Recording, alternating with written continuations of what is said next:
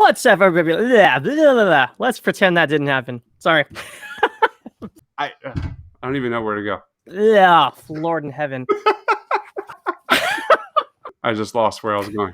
I don't know what I'm trying to say here. I feel like a train wreck.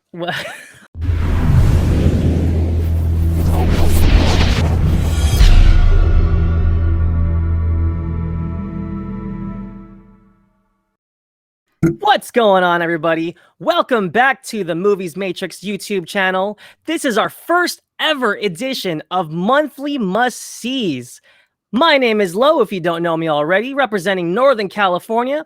Over on the East Coast, we got my man Dibes. How you doing, sir? Doing well, man. How you doing?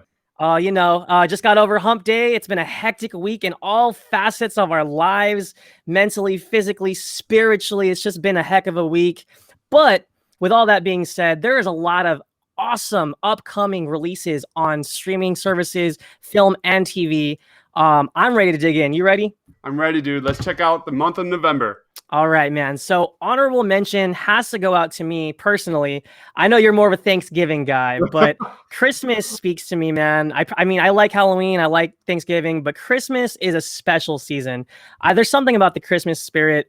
Something about like Will Ferrell said it best, you know, like when you sing the song and spread the Christmas cheer, it's just such a wholesome season, and the decorations, the snow, it just gets to me. I love it. And personally, we have an upcoming release on Netflix called Jingle Jangle, starring Forest Whitaker, directed by David E. Talbert, who doesn't have an extensive filmography, but he's known for comedies like First Sunday, Almost Christmas. And personally, I love Forest Whitaker. And on top of this, my love for Forest Whitaker, we get this whimsical, magical, like fantasy world here where he's an inventor and he's building like these toys that seemingly have like lives, like minds of their own. And the trailer, it's a little bit on the cheesy side, but that is perfectly fine with me. It reminds me a lot of the Santa Claus 2 when we really dig into like seeing the North Pole and like the inner workings of what's going on at Santa's workshop. That part of it speaks a lot to me. There's like a lot of special effects. The little girl looks fantastic. I don't know her that well, but what did you think of the trailer, Dibes? When you told me to check out this trailer, all I ever thought about was Role Models. That guy in Role Models who's like, Jingle Jangle, top of the moment. Or like, we fight with you. Like that guy makes that movie Role Models. But yeah, obviously this movie looks incredibly imaginative. Quick nod though to Claus, which was on Netflix last year. Seriously, one of the best Christmas movies of all time. That movie, the animation, the take on the Santa Claus mythos was mind-blowing. I also want to give a quick shout out before we get rolling on this top 5 to the Christmas Chronicles Part 2. That comes out November 25th. The first one came out in 2018, and man, like Kurt Russell was simply born to play that Santa Claus role. That scene of Kurt Russell singing Santa Claus is back in town. That is so legit, man. I don't know about you, Lo, but my Santa singing the blues, that is my Santa. So the original Christmas Chronicles is a must-see every single holiday season for my family. But yeah, Netflix is on a roll, man. Just like pumping out these Christmas movies. Jingle Jangle looks really imaginative and kind of like the baby of like The Greatest Showman and A Christmas Carol. That was like the vibe I got from this, but you nailed it, dude. This one boils down to Forest Whitaker, hands down one of my favorite actors, period.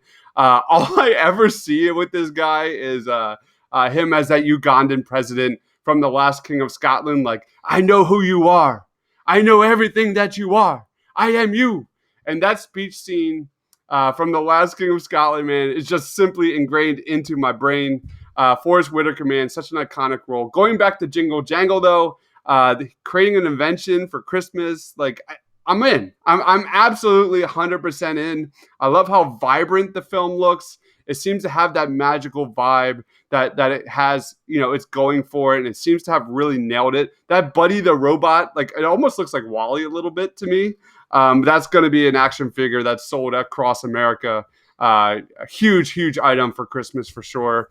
Ricky Martin as Don Juan Diego. Looks like a really strong character in this one, like a low-key character. I love the side characters like that. So kind of similar to what like Keanu Reeves did for Toy Story 4 as Duke Kaboom. I see that kind of vibe going, but yeah, I did a quick dive into the soundtrack, and the original music is being done by my man John Legend. It's already got a song by Usher. So this movie looks like a winner, dude. Like I'm really impressed with this one. Forrest Whitaker, the magic of The Greatest Showman, John Legend making tunes, the Christmas spirit. Sign me the F up, man. Wait, so is that confirmed that it's a musical? Because I did catch some of the vibes, but they didn't show any like singing in the trailer. I don't know, man. I just watched the trailer like literally before I left for work. I just got home from work. It seems like a musical to me, at least. I don't know. Okay, and also a quick shout out to Keegan Michael K. I didn't mean to snub you, guy, but he plays the villain in this picture, and apparently he had stolen some toys from Forrest Whitaker's character already, and the toys seem to have a life, like a minds of their own. It's really adds to some Christmas magic fun here. So, with that being said, that's our honorable mention. Be on the lookout for Jingle Jangle. I believe that's dropping on Netflix. With that being said, let's get to our top 5. Woo! So, number 5, we have Run. Directed by Anish Chaganty, a writer-director who brought us Searching, that runaway hit film that starred John Cho. I believe that was last year, correct? Yes. It was a runaway hit, and it was very intense. I actually didn't get a chance to see it, but I heard rave reviews from my peers and people that we know. Sarah Paulson. Sarah Paulson is a star of this picture. It seems that she's caring for her daughter. I believe her daughter is in a wheelchair. Yeah, she's got it. And she seems to be very attentive, very caring, but there's an underlying darkness to her character that almost makes her seem sinister, that almost makes her seem she might be cuckoo, like maybe she lost her marbles. And Sarah Paulson, people might recognize her American Horror Story. She's also in that One Flew Over the Cuckoo's Nest show right now. What's that show called? No. Oh, man. I've heard it's okay. I've heard it's pretty good. I've heard mixed reviews on it. Okay. I haven't had a chance to check it out myself, but Sarah Paulson's a wonderful actress. And if you know the way the trailer looked, it made it look really creepy. The premise is really interesting. I love those mysteries, and I also love those like unhinged characters where you just don't know what's going to happen next. And I got to see Searching first to really make a full judgment on this film, but I think it's definitely worth checking out. What do you think? Yeah, dude, I had never heard of this until you made me watch this trailer, and it was just an amazing trailer. Sarah Paulson looks terrific, playing this like psycho mom hiding secrets from her daughter. You nailed it. I'm so glad you said the director's name, because I totally would have butchered that. Anish Chaganty. That just I like little quick nod to our top 5. I think this is like the combination of amazing powerhouse performances, directorial debuts, and sophomore efforts. I think that is like the common thread between our top 5. I never saw Searching. I heard it's really, really strong. Somehow it just got away from me. I know people that saw it. I know people really enjoyed it. This film will clearly explore like the parenting thing, and I have a sneaky suspicion that we'll be rooting for that main girl with disabilities, you know, trying to get away from her crazy ass mom. So my first thought of this film, do we actually think that's Sarah Paulson's daughter, or did she steal her from, you know, the hospital? I think we saw a clip of her character in like this psychiatric facility. I liked it. I really enjoyed this trailer.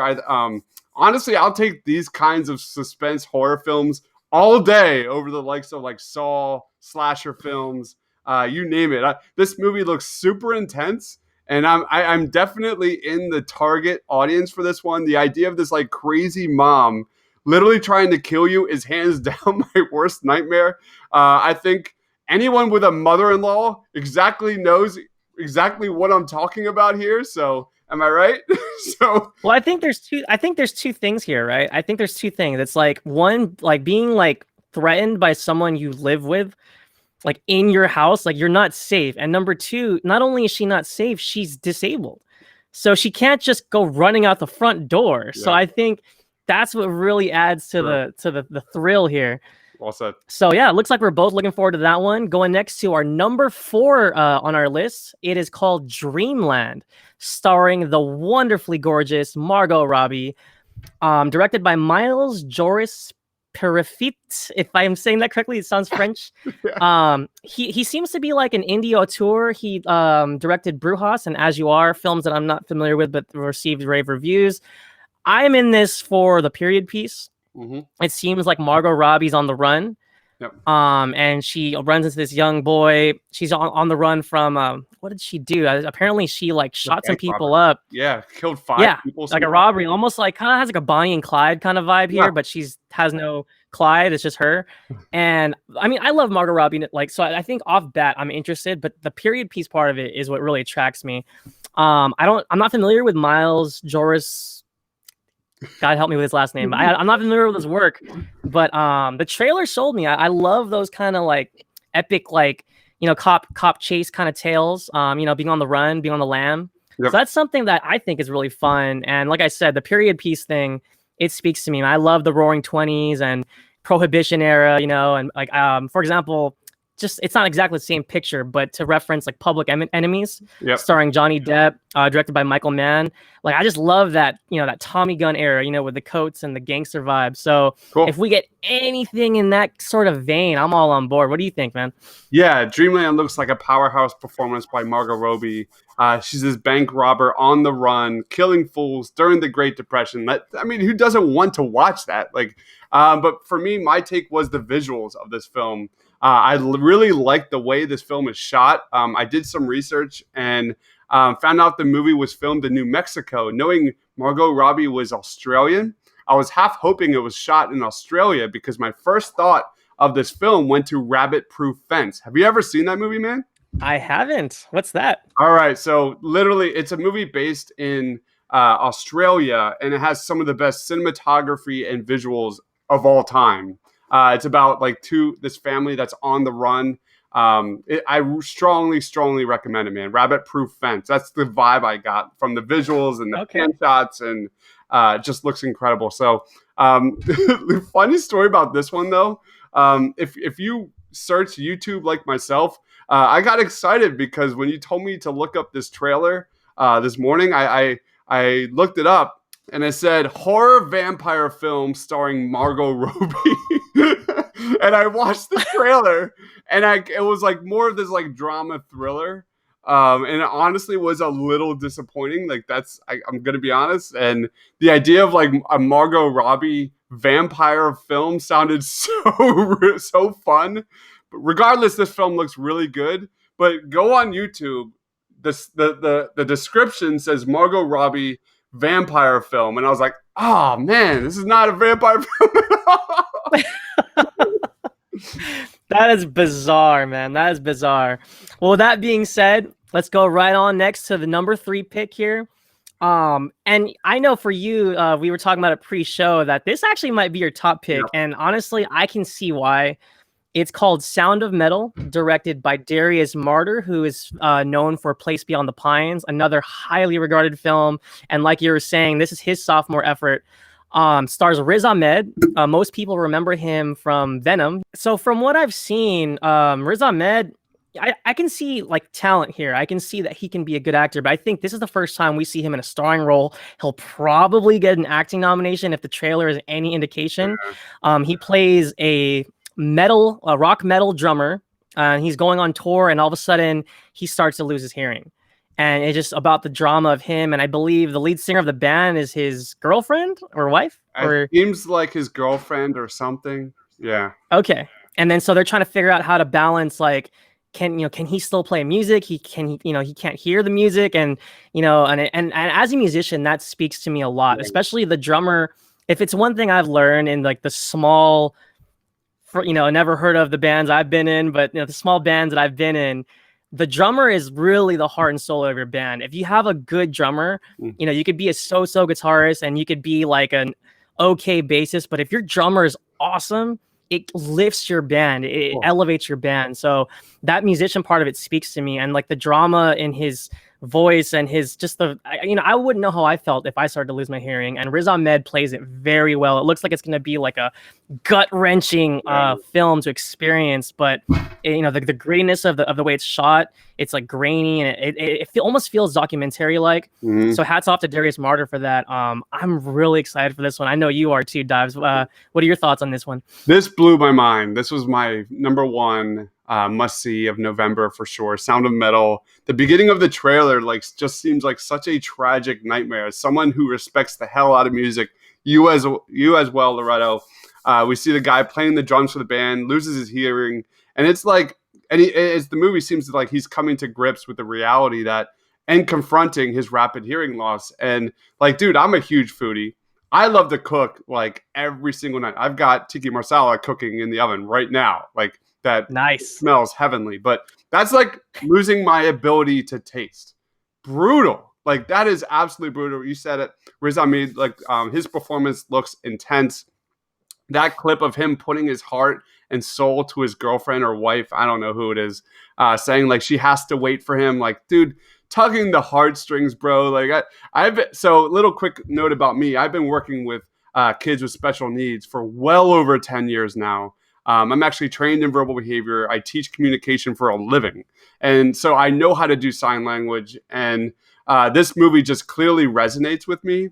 I'm really excited for this one. This, like you said, this movie is going to be a 1-2 jab, to the gut with emotions. I'm really excited. You said it. Quick nod to the director, Darius Mortar. I'm always interested to see like where this goes. Judging from Hollywood, like Hollywood's in love with that first time director, finding that like diamond in the rough. We saw how wildly successful these noobs directors have become. Ari Aster with Hereditary, to Jordan Peele with Get Out, to Greta Gerwig with Lady Bird, and Ryan Coogler with Fruitvale Station. So Sound of Metal looks really strong, and this would be my number one on the list, man. I'm really excited for this one. So with that being said, let's go on to number 2. This one just speaks to me. I geeked when I saw this trailer. I was hyped like it was a sports game. The film I'm talking about is Freaky, directed by Christopher Landon. If you don't know who he is, he directed the Happy Death Day series, and he also did Scout's Guide to the Zombie Apocalypse. So this guy is just like horror comedy at its finest. It's being distributed by Blumhouse. It's pretty much a horror spin on the Freaky Friday tale, where in Freaky Friday, Jamie Lee Curtis and Lindsay Lohan switched bodies. So Lindsay Lohan became the mom, Jamie Lee Curtis became the daughter. Same thing here, except this poor teenage girl is swapping bodies with a serial killer. And if that's not a like outstanding off the wall horror comedy concept, like I don't know what is. Like that is incredible. Like this is like Shaun of the Dead type of thinking, and it just sounds like so much fun. I've heard awesome reviews. I know some of my friends online on Twitter have done press screenings for it. I actually haven't seen this yet, but it looks awesome. I'm a huge horror fan. I know you are too, Dives, and I know you don't prefer slashers, but I think this one will be a little bit different. So I think, what was your first impression of the Freaky trailer? First thought was like, it's not Freaky Friday. Like, is this Freaky Monday? Because I feel like shit on Mondays. Like that's like if Freaky Fridays are comedy and fun and lighthearted, then it's Freaky Monday. That was like my first impression. But this one looks terrific. It's by the team, like you said, Happy Death Day. Super underrated film. The concept of like switching the body swapping horror comedy between a high school girl and this like serial killer looks really fun. Especially when you bring in Vince Vaughn. Like I had some Jumanji vibes with this trailer, in the sense that we see. I don't know if you saw Jumanji, the new one, where you see Dwayne Johnson playing like the teenage girl, and that was a clear hit. That really worked. I just, knowing Vince Vaughn's knack for comedy and his comedic timing, that could be 3 times fold as good as Dwayne Johnson from Jumanji. I think the tone looks terrific. The dynamic between Vaughn and Catherine Newton looks really strong, and obviously this one's going to be a hit with this specific demographic. Like all of high school kids watching this are going to be so absorbed in this movie. You nailed it.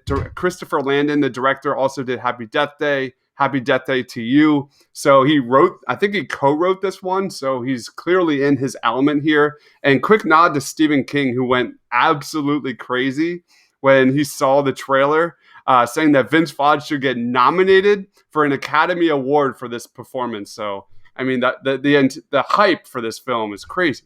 Oh, no, honestly, I didn't even like realize what a good reference that is. Thank you for bringing up Jumanji. I actually saw both. I saw the first and the second, and it's such an underrated, like Yeah. unexpected, pleasant surprise. Like Danny Fun. DeVito Yeah. in the second one, Danny Glover doing the Kevin Hart in the second one. Yeah. So funny. And Jack Black when the teenage girl's inside of him in the first one and like, oh, look at my penis. Like just so funny.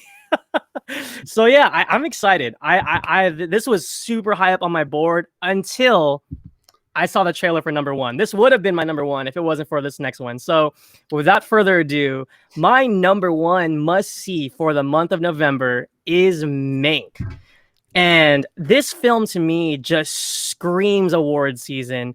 And it's a triumphant return, who we haven't seen in a while, for the acclaimed director David Fincher. If you don't know who David Fincher is, I mean, you could just name it. He's directed Fight Club, Seven, Social Network, Gone Girl, The Girl with the Dragon Tattoo, Zodiac. Like his acclaimed filmography.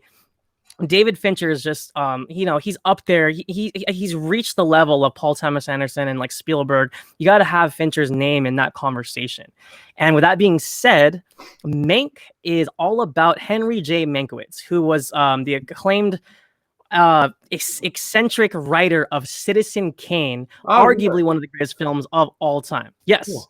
So that's who Mank is, and it's portrayed by Gary Oldman, who I would be astounded if he doesn't get a Best Actor nom for this role. The trailer is fast-paced, it's punchy, it looks funny, but knowing Fincher, there's definitely some drama and dark undertones to this story. It also stars Amanda Seyfried, Lily Collins, and one of my favorite character actors of all time, Charles Dance. Cool. I believe a lot of people know him from Game of Thrones, but I know him from Last Action Hero. One of my favorite 90s films of all time, and he had a glass eye in that film, and he's fantastic. So anyways, with that being said, Mank looks like a home run to me, and you said it in the beginning of the show. Netflix is just pumping out hits, and they are like, if they don't sweep the Oscars this year, I don't see like if this is the year that they'll do it. I mean, with the crisis of the theaters, with the trial of Chicago 7, with Mank, they are just lining up hit after hit after hit, and I think Mank is going to be probably like The Irishman, where it just gets nominated for Best Director, Best Actor, possibly maybe a Best Actress nod for Amanda Seyfried, depending on her performance. So this is a huge, like, highly anticipated film for me. How about you, Dives? Yeah, I go straight back to like Ricky Gervais during that like intro spiel where he's like, just give it to Netflix. Just give it all to Netflix. Why are we here? But yeah, the old school vibes, man, just really shined in this one. I totally get why any lover of the classics like you, Loretto, would absolutely fall head over heels for this one. Gary Oldman's putting together probably one of his best performances. But really, this one boils down to the return of David Fincher. This is his first film since Gone Girl, which was terrific. Aaron Sorkin apparently saw this one and said it was amazing. So, I mean, what else do you need? David Fincher, Aaron Sorkin. I know you're the classic cinema nerd, Loretto, but I'm all about the soundtrack. And when I looked into this one, the film score is being helmed by Nine Inch Nails' Trent Reznor and Atticus Ross. They won an Oscar for Best Original Score for their work on The Social Network. They also worked on Gone Girl with David Fincher in the past.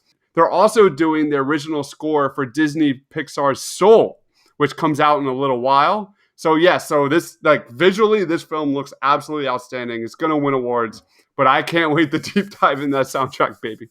That is so cool. I didn't realize. So Trent Reznor is doing the Soul soundtrack.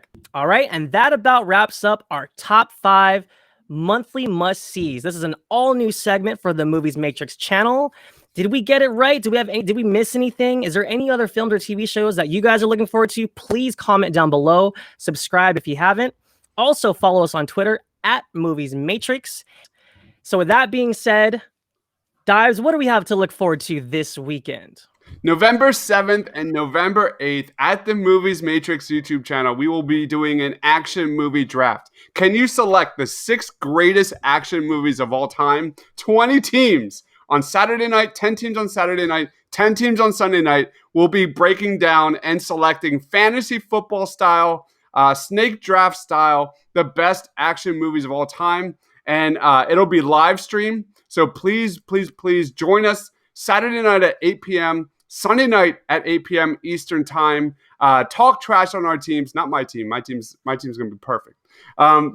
Maybe Loretta. We'll see. After the draft, we are going to be throwing all the movies at Movies Matrix on Twitter, and you will vote for which team has the best collection of action movies of all time. It is a single elimination bracket. We mixed it up between Saturday and Sunday. It's going to be really fun. Again, 6 rounds, the best action movies. Literally after we get done with this pod, my wife and I, who will be joining the pod on Saturday night, are going to start our rankings. I took a glance at it, and man, it is hard. Yeah, I think it's an interesting draft simply because like it's so deep, from action comedy to buddy comedy to martial arts to gunfights to car chases. Like, do we count disaster movies? I mean, it's just so like there's so many things because there's so many movies that are action packed. So I think it's going to make for a fun discussion, fun debate. 10 teams each night on this channel. Be sure to tune in Saturday night and Sunday night. So for Dibes, for myself, we'll catch you guys next time.